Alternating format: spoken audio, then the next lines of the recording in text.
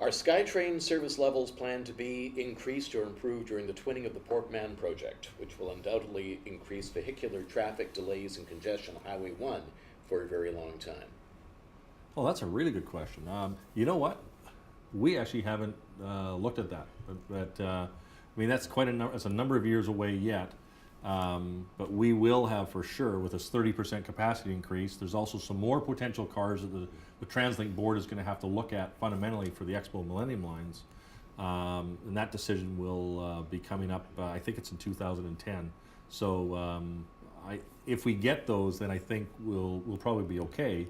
But specifically to that construction period, we actually haven't spent the time thinking about that one yet. Something called the Olympics is really front and center that is probably keeping a lot of attention. But I think that's, you know what, that's a real legitimate comment, and I'll make a note of it to make sure that it's factored in. But I think it's also important to remind people that there's only a finite amount of space on the SkyTrain tracks anyway. You know, just like the Broadway corridor, which is pretty much saturated with buses. There could be a saturation point reached soon with the number of SkyTrain cars and the amount of space and the amount of headway you can put between the trains. Yeah, we run in peak service right now on SkyTrain. We run 108 seconds coming from sort of New Westminster down. So I mean that's about as good as it gets. Well, it was designed for 90. You Okay. could probably, we've never proven it. It's the theoretical proof. It's as low as I probably would ever want to go. We're not ready yet. I think the frequency, I look at things in simple terms. I think people with SkyTrain, if they can look out and see the headlights of the next train ahead, even if it's a couple stations back, life's okay, right? So they don't measure it in terms of seconds or minutes. I think that's kind of micro inside our own shop. But what people do, they want to know, can they get on the train when it comes? So can they see it? Do they feel there's a frequency that's reasonable? And then they have a shot to get on. Right now we've got capacities at peak hour. People actually go back stations to load to come back in. So they maybe have a better standing room chance. So, and that's where those 48 cars are going to make a significant difference.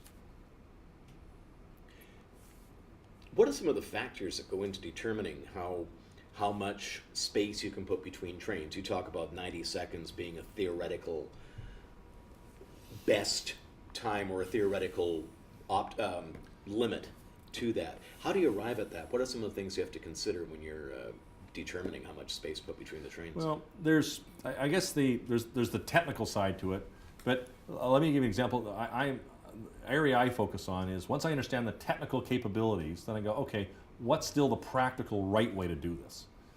And let me give you a bit of a parallel example that I look at. I'm going, just because I can fly from Vancouver to Toronto and the plane can go 600, 700 miles an hour, it doesn't mean you do. Right? Yeah. So it may have the capacity to fly fast, but it doesn't mean it's optimal. So we're one of the issues for us is disruptions. I think I mentioned earlier, the number one cause for our disruptions is people holding the doors. Right. Right? So you start doing that at not at one station, you can live with that. When you start doing it at multiple stations, you're now catching trains up, accelerating trains up, etc. It's actually a good thing to keep, I'll call it the system moving, that you actually have time that if there's a problem at station, let's pick one. There's problem at Main Street station, and there's a train that just left Stadium. Right. That it has enough time to actually to fix the problem, to not hold up Stadium, let alone the train at Granville, let alone the train at Burrard, let alone the train at Waterfront. That you keep the whole system moving, not just that one problem. So you actually want to keep a bit of time to keep people out. But so there's other ways you can do, not just manage the slot for the train, but it's also the capacity of the slot. So what I would do is, and what we're going to do when these new 48 cars come, is I'm going to keep the same train slots, and then I'm going to add those existing cars on or reconfigure the fleet that I'm optimizing. So some people see 4-car Mark IIs, those newer cars, the bigger ones come in.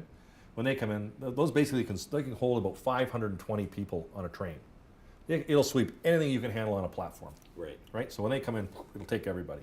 I want to move to the fleet being a lot more like that. So you'll probably see 90% of the fleet in that basis, Right. as opposed to a 2-car Mark II coming in. And you'll probably say that the Mark Is, those older cars, I'll try and move those to 6-car Mark Is. So keep the same headspace, right? And really optimize the capacities in the train slots.